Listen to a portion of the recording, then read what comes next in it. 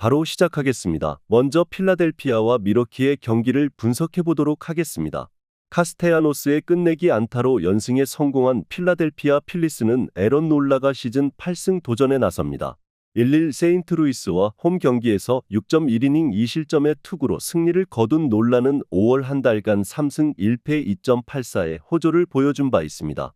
작년 미러키 상대로 홈에서 7.1이닝 3실점 승리를 거두었는데 최근 낮 경기에서 나아지고 있음을 고려한다면 이번에도 이 정도의 투구를 기대할 수 있을 것입니다.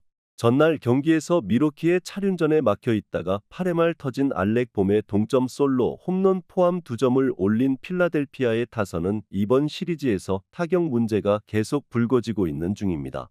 예전에 필라델피아였다면 9회 말에 마무리를 지었을 듯합니다.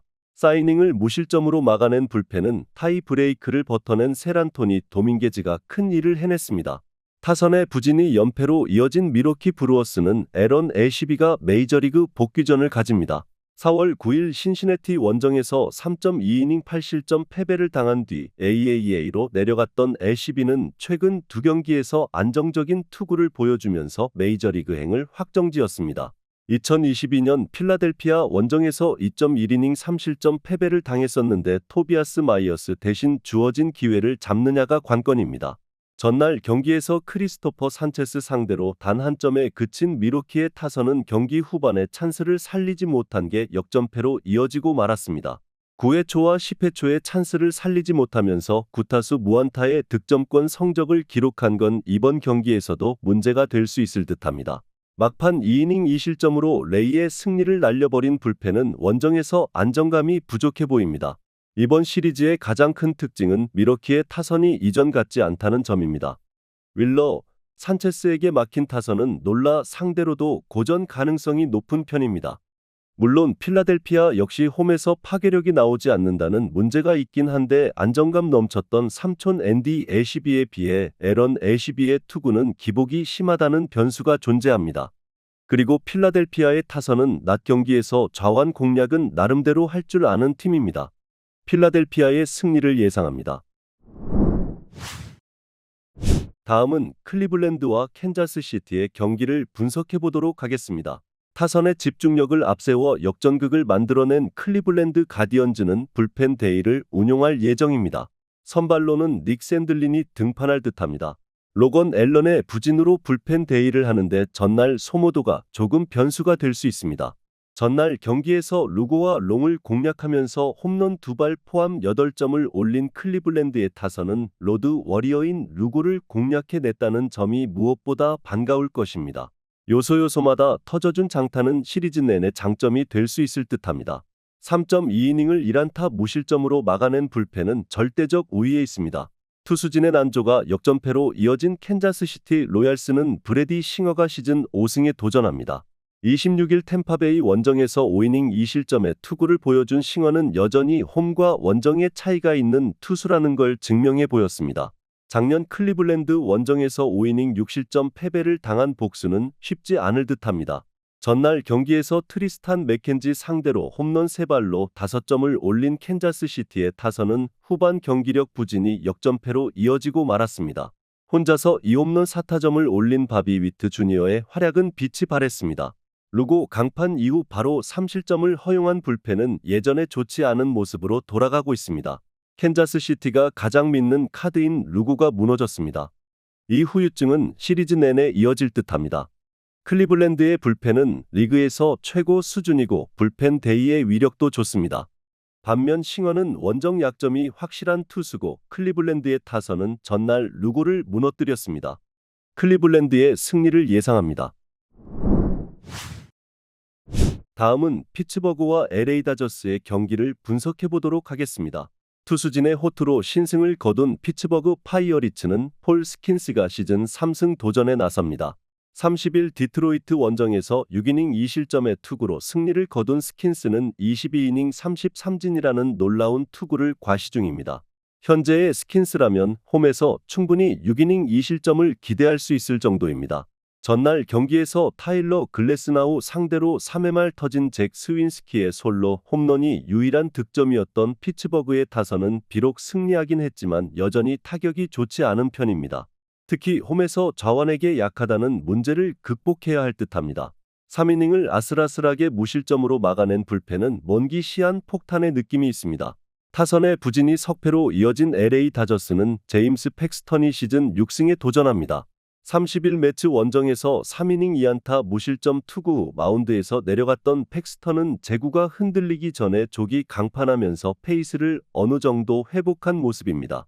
금년 원정 투구 기복이 심한 편인데 야간 경기에서 4승 3.6기의 피홈런이 많다는 점이 변수가 될 수 있습니다. 전날 경기에서 자레드 존스의 투구에 막히면서 5안타 완봉패를 당한 다저스의 타선은 12타수 무안타의 득점권 성적이 말해주듯 찬스를 살리지 못한 집중력이 패배로 이어지고 말았습니다. 특히 후반에 연속된 찬스를 놓친 건 할 말이 없을 정도입니다. 2이닝을 무실점으로 막은 불펜은 그래도 최근 추격조가 제 몫을 해내서 다행입니다. 최근 다저스의 타격은 빈말로도 좋다고 하기 어렵습니다. 특히 우완 투수 상대로 힘을 쓰지 못하고 있는데 전날 존스에게 고전한 타선은 이번 경기에서 스킨스 상대로도 고전할 가능성이 높은 편입니다. 피츠버그가 좌완에게 약한 건 사실이지만 팩스턴은 피홈런이 변수가 되는 투수입니다. 그러나 전날 피츠버그는 불펜이 흔들리는 여지를 남겨두었고 이 점이 결국 승부를 가를 것입니다. LA 다저스의 승리를 예상합니다. 다음은 마이애미와 템파베이의 경기를 분석해 보도록 하겠습니다. 에이스가 무너지면서 3연패를 당한 마이애미 말린스는 브렉스턴 게럿이 시즌 3승 도전에 나섭니다. 30일 샌디에고 원정에서 5이닝 1실점의 투구로 승리를 거둔 게럿은 두 번의 원정에서 14이닝 1실점이라는 놀라운 결과물을 낸 바 있습니다. 이번 시즌 홈에서 9.2이닝 11실점으로 부진한데 이번 경기가 야간 경기라는 점은 게럿에게 분명 도움이 될 수 있는 부분입니다.